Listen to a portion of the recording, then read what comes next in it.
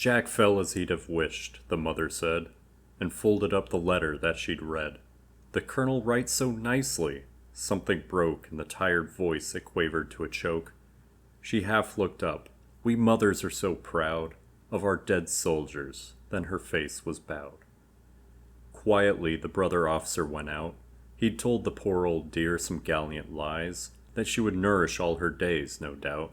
For while he coughed and mumbled, her weak eyes had shone with gentle triumph, brimmed with joy, because he'd been so brave, her glorious boy. He thought how Jack, cold-footed, useless swine, had panicked down the trench that night, the mine, went up at Wicked Corner, how he'd tried to get sent home, and how, at last, he died, blown to small bits, and no one seemed to care, except that lonely woman with white hair.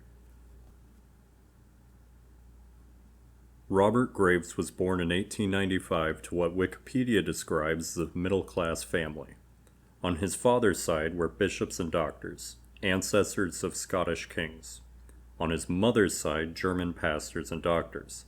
His grandfather went hunting with the Kaiser and owned a brick factory. Graves visited his country home and his aunt's castle in his youth. His father was a school inspector and famous poet. They owned 2 houses and kept servants. Graves was the 8th of 10 children and raised by a home nurse. When he was 6 years old, he was sent to boarding school, or more aptly, boarding schools, 6 in total. The last few years were spent at a school called Charter House. Graves went through a lot of bullying, for not having allowance money, for wearing the wrong clothes, but mostly for his German last name. A lot of the other boys were going into business professions, and there was a trade war with Germany at the time. He joined the poetry club, which did not help. It was at poetry club that he met an older boy, Raymond. Graves never implies his relationships as anything but consensual, which I'm inclined to believe since romantic relationships, much less gay relationships, were something people at the time didn't like to talk about. So Graves' openness does lend him credibility. I bring this up because British boarding schools, especially at this time, were infamous for older boys taking their sexual frustrations out on the younger boys. Rape. The schools knew this and separated the classes. Clubs and sports were the only real chances for boys of different grades to interact. I don't pretend to know the truth of Graves' relationships, but it's worth bringing up, and it makes reading of his youth much more uncomfortable. Raymond was a boxer and recommended Graves pick up the sport to stop the bullying, which worked. A couple years later, he felt affection for a younger boy named Peter. At the same time, he was asked to sign up for a boxing tournament so the school could have enough players to compete. He agreed, and he used a performance-enhancing drug, whiskey. His first fight was against a friend, so they agreed to go easy and play for points. But the friend threw a punch too hard, and the buzzed Graves responded by knocking him out with a right hook. All the boys were trained in gentleman, clean, pretty boxing, so they weren't prepared for the technique Graves had stumbled upon, and he was ready to exploit that. Between each match, he'd get an ice bath and a whiskey. His next match, Graves knocked his opponent down 4 times, but he kept getting up. Turns out he also had a crush on Peter.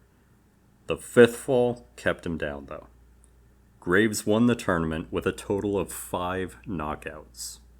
The war started about the same time school ended, and Graves got an officer's commission with the Royal Welsh Fusiliers. Both Raymond and Peter died in the war. Siegfried Sassoon was born in 1886 to a Jewish father and Christian mother. His father's family disowned him for marrying outside the religion, which becomes more depressing when the marriage fell apart when Sassoon was only 4. Sassoon was raised in his mother's house by a nurse with his 2 brothers, and his father visited as frequently as he could. When Sassoon was 6, his father became ill. A year later, his grandmother moved in with them. Then a year after that, the grandmother died. Only 2 months after her death, his father died. And weeks after that, the nurse that raised him his whole life left while she was in a sour mood. The night the nurse left, Sassoon fell ill with pneumonia. He was left delirious and bedridden. When he regained consciousness, after the grief, the near-death experience, and being too weak to play with his brothers, he fell in love with solitude and poetry. Sassoon's brothers became very interested in engineering, taking after their uncles that owned a shipyard. Sassoon continued with his poetry and fell in love with the country in general, and horses in particular, but not in a posh way. The boys were taught by private tutors until they were sent to boarding school at 13 years old. Sassoon was taught boxing, but wasn't good at it, and was taught to shoot a rifle, but missed every shot, only doing slightly better when he opened his eyes. He dropped out of college after the first semester when influenza sent him home, and he decided to just stay there. The brothers left for engineering jobs in Argentina and Canada while Sassoon stayed in the family home. He raced horses and worked as a sort of guide for fox hunting. One of the publishers or newspapers Sassoon sent his poems to connected him to Eddie Marsh, a prominent government employee that spent much of his time propping up new talented poets and more quietly was influential in the British homosexual community. Sassoon was naturally quiet and preferred isolation, so nearly every connection he had was thanks to Mr. Marsh. Murmurs of war reached the connected families, and Sassoon signed up for his commission the day before war was announced. He joined the Royal Welsh Fusiliers. Robert Graves finished his 3-week officer training and was stationed at an internment camp. Graves was one officer in charge of 50 reservists guarding 3,000 prisoners, men, women, and children. The prisoners were understandably upset, but didn't cause much trouble. The reservists kept trying to desert and went on sentry duty, often shot at shadows out of nerves. Graves wanted to get sent to France, but his supervisor didn't like him because his shoes weren't shiny or some other such officer nonsense. Luckily, his boxing skills came in handy again. One of his men started boxing people and held back to make Graves look good once he had proved his competence. Being skilled at a gentleman's sport was enough to win over the admiration of his supervisor. Graves finished combat training and performed duties for punishment, but then got assigned not to his Royal Welsh Fusiliers, but to the Welsh Regiment. While the Fusiliers were steeped in tradition and honor, the regiment were just a bunch of guys that didn't want to die. On the way to his men, he was peppered by artillery shrapnel, walked through a sea of rats, ducked under rifle fire, and watched a dying man get carried away. His time in the regiment was relatively quiet. That is to say, no pushes across no man's land were made. Graves came across a suicide and wrote comforting lines to the family. He wrote of the pitiful gas mask and the contradictory instructions. Ration biscuits were used as fuel to make tea, or the water-cooled machine guns would fire a few pounds of ammo and the boiling water drained, as ammo was more plentiful than cooking fuel. The regiment were excited on the prospect of a cushy, or a non-lethal injury that would send them home. Graves was nearly killed by a dud landing at his feet. He could identify all sorts of ordnance by sound alone, and they dug tunnels under the German trench to bomb them. Graves learned a lot about the trenches in his time with the regiment, but it was time to rejoin his actual unit. The Royal Welsh Fusiliers were strict and disciplined. They were lucky enough to avoid frontline duty up until just before Graves arrived. So they were left intact and had the same culture as they did before the war. Prim, proper, tradition. Doesn't matter if you're in the trenches, shoes must be shined, uniform perfect. With how infuriating that sounds, they were still an effective unit. Their discipline meant strict adherence to hygiene, which helped keep trench foot cases low, and also, unlike the regiment, who were satisfied to just leave the Germans be if they weren't shooting at them, the Fusiliers insisted on always having the advantage, so it was a constant fight to find, bait, and break machine guns and snipers. It was a point of pride for the Fusiliers to be masters of no man's land, a proving ground for new officers. Graves went on multiple night raids, including one on a full moon where he found 10 Germans, but instead of engaging them with his revolver, he pulled back and called in artillery. For this, his CEO cursed him for having cold feet. Graves took some leave and returned just in time for a push. Here's how it went down. The Germans were the first in the war to use gas, and the British were left to play rushed catch-up. Chemical storage and dispersal pits were dug at the front weeks in advance. Heavy bombardment started days before the push, but a German plane bombed the ammo storage, so they were low on shells the day of the actual push. When the push was scheduled to start, they couldn't get all the gas canisters open at the same time because the fittings were different types and they didn't have the right tools. So the German trench didn't get the full treatment. German artillery opened up, hitting the packed full trenches, the communications building, and the unopened gas canisters. This left wounded troops clogging the lines for advance, a loss of communication, and a massive cloud of gas in the front line friendly trenches.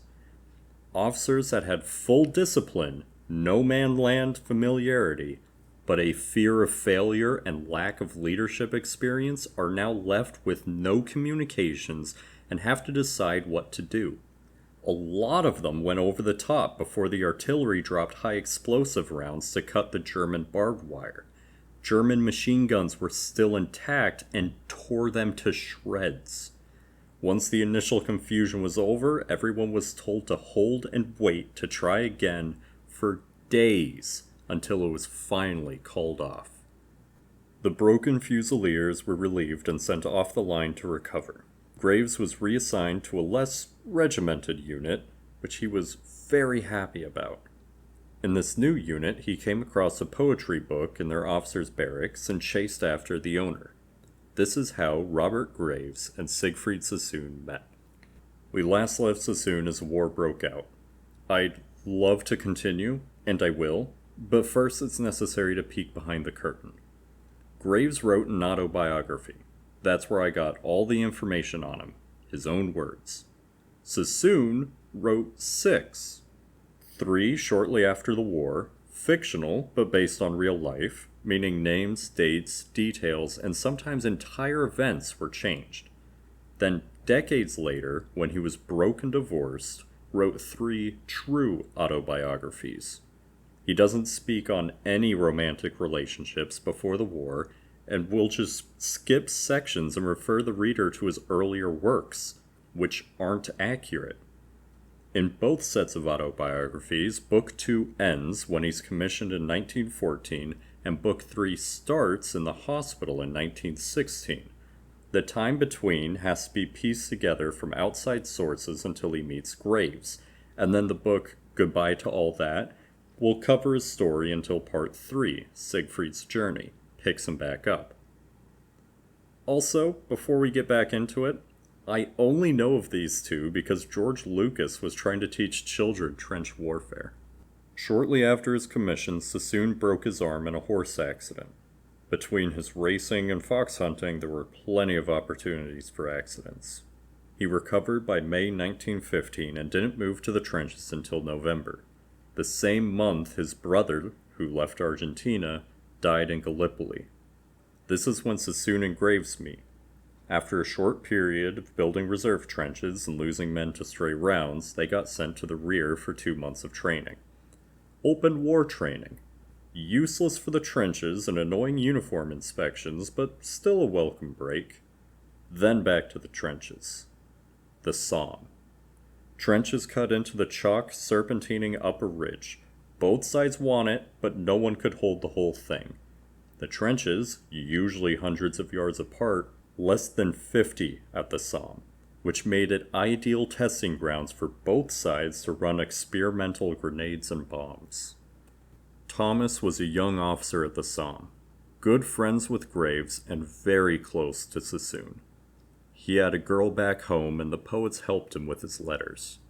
He was shot in the neck, walked himself to medical, gave the doctor his "in case I die" letter, and choked to death. This hurt Graves more than any other death and sent him into a deep depression.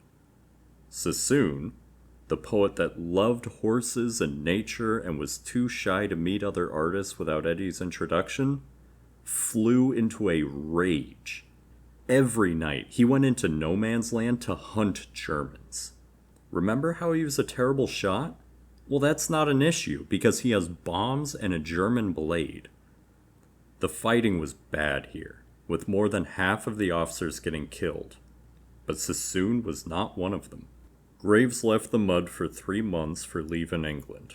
He got a nose operation to fix an old boxing injury so he can breathe through it and actually use a gas mask. This leave and recovery time gave him a much-needed break, which he spent in a cabin and hiking, putting him in a much better state of mind when it came time to return to the Somme and his Mad Jack Sassoon. Sassoon, on the other hand, well, the nightly hunts didn't stop per se, but night was no longer a limiting factor. The day after a failed attempt by the army to take the German trench, Sassoon made an attack in broad daylight with bombs and took the trench by himself. His need for solitude in this time of violent grieving overtook him, and instead of calling for reinforcements to hold the trench, he got comfortable and read some poetry instead. His colonel wasn't thrilled. In another event, he was awarded the Military Cross for taking wounded out of no man's land after a failed raid. On the way to the front lines, Graves' unit was hit by a German gas canister. At this time, most German canisters were lacrimatory, or tear gas, so the standing order was to forget the mask and just march faster. This canister wasn't tear gas and took 6 of them. When they reached the trench and relieved, the other troops didn't know where the German trench was, who was in the trench to the left or right of them, and they didn't dig any deeper than 3 feet. Graves cursed their officers as he left and settled down with German artillery and repairing the trench. Once the trench was in good shape, they all got redeployed for an attack. They were taking a wooded ridgeline hosting a graveyard and German trench. This attack would be the 3rd failed attempt. There's not much to say on the attack itself because there's not much that Graves remembers. They couldn't take the woods. The shelling was heavy. His men carried him back to medical with the rest of the wounded. The shrapnel put holes in his thigh and lung. The overworked doctor wrote him off as a lost cause and focused on who could be saved. The colonel wrote a letter of condolences to his mother explaining her son was brave and died of his wounds on the way to the hospital. Graves was added to the official casualty list, but someone noticed he was still breathing the next morning and shipped him to a hospital. Before long, he was back in England, and so was Sassoon, with trench fever of all things. The two were anti-war at this point, but didn't know what to do about it, so they just wrote their books and gave each other suggestions. Sassoon had much stronger anti-war feelings than Graves, partially due to staying at a house of outspoken pacifists that he met through Eddie. His darker poems were starting to see success as well. After 3 months, they returned to France. Sassoon's account of events goes as follows, quote, "About 15 weeks after I went to France, I found myself once again temporarily liberated from army life. My bullet wound had healed quickly." End quote. That's it. So let's follow Graves.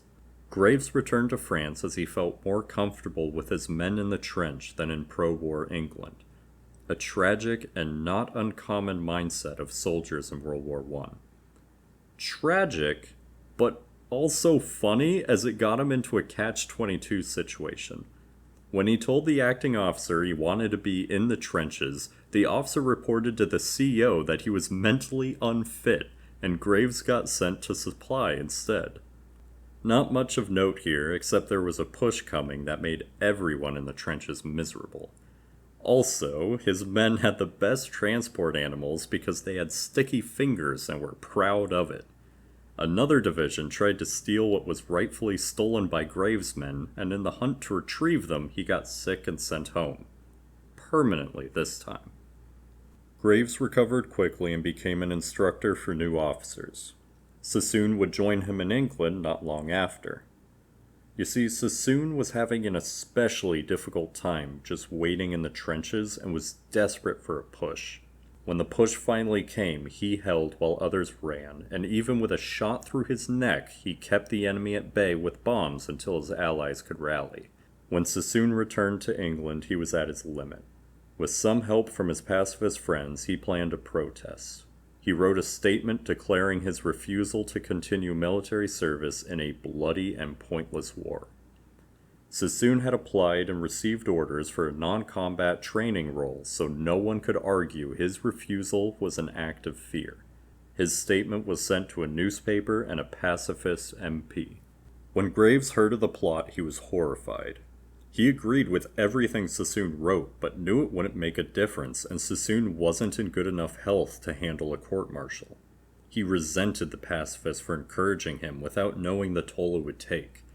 Graves made his own plot, wrote to the newspaper convincing them not to publish, used his own contacts to convince the MP not to make a big deal about it, and the same contact for the MP also got a medical board scheduled before the court-martial.